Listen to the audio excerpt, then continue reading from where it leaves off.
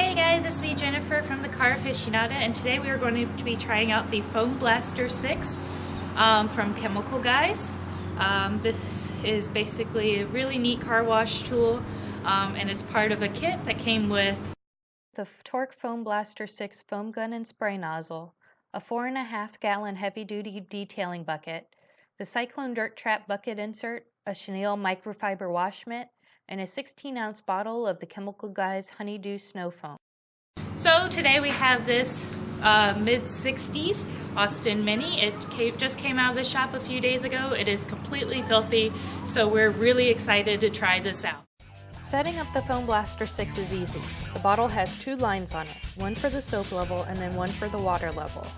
Then screw on the top of the bottle and attach the quick release spray nozzle to your garden hose. Next, fill the bucket with water and insert the Cyclone Dirt Trap. Next, rinse off the car to get rid of any loose dirt, and then spray on the soap foam.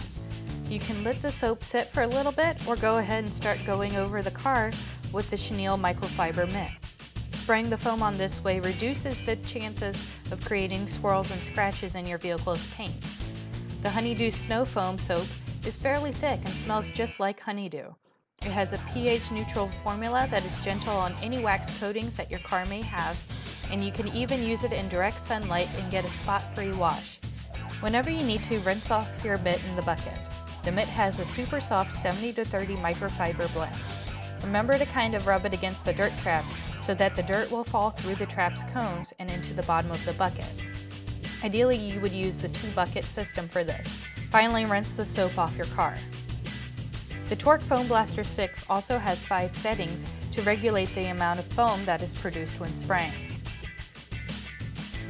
As you can tell, the amount of dirt above the cyclone trap was fairly minimal. The water underneath the cyclone trap was fairly dirty.